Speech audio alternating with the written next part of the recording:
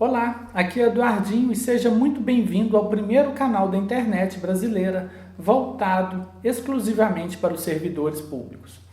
O tema que eu queria abordar hoje é a geração de renda extra pelos servidores públicos.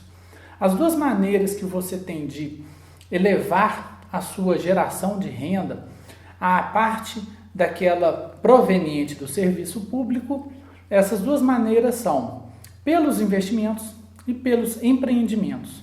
Fique bem claro que a restrição que existe no Estatuto do Servidor Federal, espelhada nos estatutos estaduais também, ela não é tão abrangente como as pessoas costumam interpretar. Então, é possível sim o servidor gerar uma renda extra sem incorrer em falta nenhuma administrativa. E depois eu vou mostrar um PDF completo mostrando a interpretação jurisprudencial e também administrativa a respeito desse artigo específico da 812 e que é espelhado nos estatutos estaduais e no caso municipal aí você tem que conferir qual a regulamentação estatutária no seu município, ok?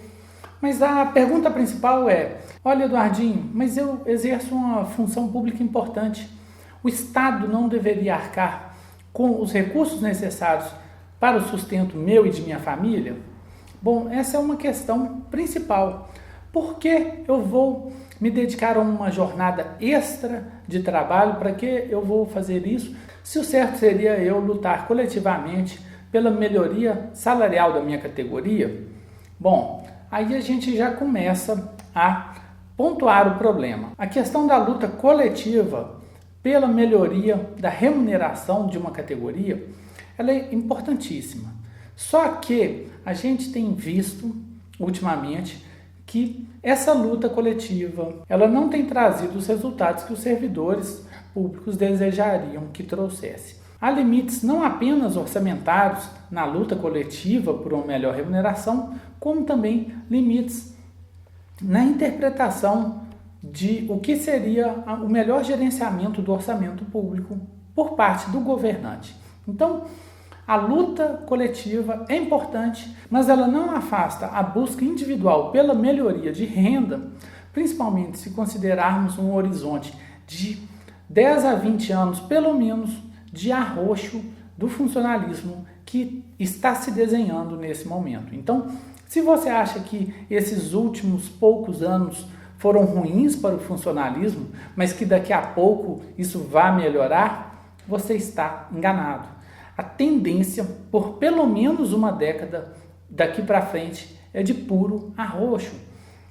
Os países com nível de endividamento similar ao Brasil estão completamente quebrados. Quando se mostra apenas o percentual do PIB relativo à dívida, é uma meia-verdade. E se compara o Brasil com outros países, a gente está fazendo uma meia-verdade, porque todos os países que têm uma dívida maior que a brasileira em termos de PIB, eles têm um serviço de dívida menor, porque eles praticam juros menores. Com o serviço de dívida atual brasileiro, não tem como o funcionalismo sair do buraco nas próximas décadas. Para você ter uma noção bem básica do que eu estou falando, considere que as receitas do Estado, elas são um percentual do PIB. Então, o PIB crescendo 1, no máximo 2% ao ano, isso limitaria um pagamento de juros pelo poder público de no máximo 1 a 2% ao ano, porque se você tem uma dívida, como no caso da brasileira, que cresce a 6% ao ano, ou na melhor das hipóteses, quando está muito baixa, a 5% reais ao ano, ou seja, acima da inflação, e um PIB que cresce a 1 ou 2%, você tem um desequilíbrio orçamentário infinito e em um círculo vicioso. Então, o movimento de redução do tamanho estatal pelo qual o Brasil está passando nesse momento, então é improvável que esse movimento seja interrompido nos próximos anos, a maior probabilidade é que ele seja agravado, ou seja, o Estado tende a diminuir o seu tamanho e arrochar o funcionalismo. Há outras questões além da dívida, como, por exemplo, a questão da educação não a educação global, mas é aquela educação para o mercado de trabalho, também chamada de capacitação. Hoje, cargos estão sendo eliminados, ou seja, profissões estão deixando de existir e outras profissões estão surgindo. Essas profissões que estão surgindo, elas demandam uma capacitação enorme daquele candidato à vaga.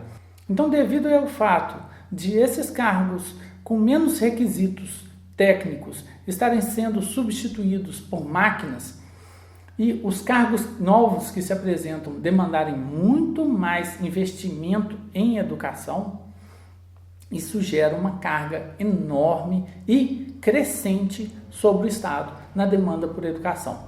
Mas isso não quer dizer, infelizmente, também que o professor vá ser valorizado. Pelo contrário, a tendência é de uma massificação por baixo da educação, com aulas puramente online e aquela riqueza do contato aluno com o professor ser reservada somente às elites.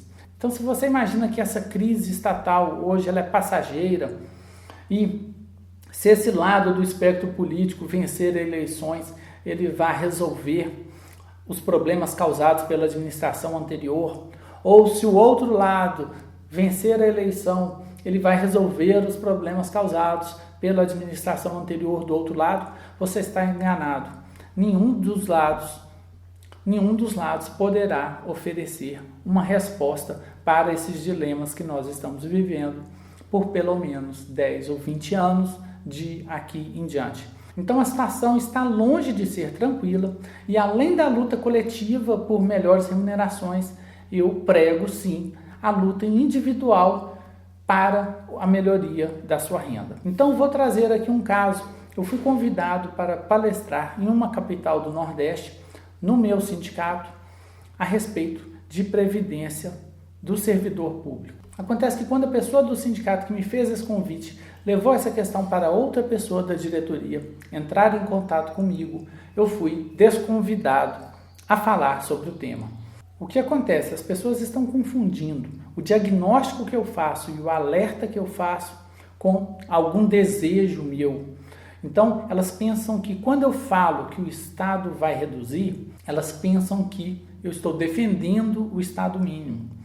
Quando eu falo que você tem que fazer uma luta individual por uma melhoria de renda, elas pensam que eu seja contra a luta coletiva.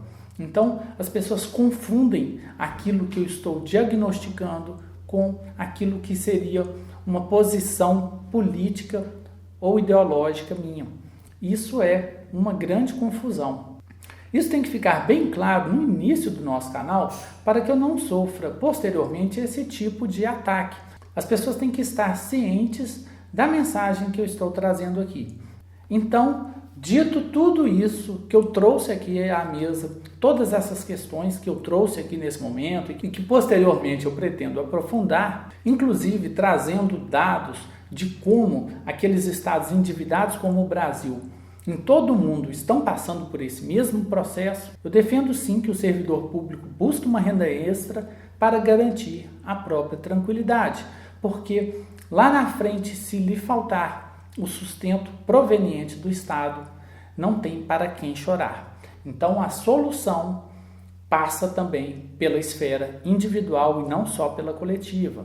A gente vê que o próprio Estado brasileiro está se movimentando nesse sentido. Algumas categorias, na esfera federal, por exemplo, já foram liberadas oficialmente para atuar fora do exercício da função pública para tentar complementar a renda. É o caso da AGU, a quem foi permitido advogar fora do exercício da função pública, e é o caso do PDV criado pelo Temer, em que a redução da jornada de trabalho permite, inclusive, que o servidor seja sócio-gerente de algum empreendimento. Então, aquilo que é vedado normalmente é permitido no caso da redução da jornada de trabalho. E você quer saber de uma coisa? Eu tenho a impressão que essa redução da jornada de trabalho com a redução da remuneração é algo que possa se tornar uma política definitiva do funcionalismo, principalmente tendo em vista essas limitações orçamentárias pelas quais o Estado está passando e que vão se agravar nas próximas décadas. Então, esse era um manifesto que eu tinha que fazer sobre a geração de renda extra pelo servidor antes de abordar o tema em si, as técnicas e as estratégias que o servidor pode utilizar para gerar uma renda extra sem afrontar o estatuto, ok? Então esse é o recado de hoje. Inscreva-se em nosso canal caso você ainda não tenha inscrito e compartilhe com os seus colegas de trabalho para que eles também possam receber esse alerta. É importante que as pessoas sejam alertadas sobre o que está ocorrendo. E também cadastre-se aqui embaixo no nosso site para receber as dicas gratuitamente que eu toda semana envio para os nossos leitores, ok? Um grande abraço e desejo a você muito sucesso na vida.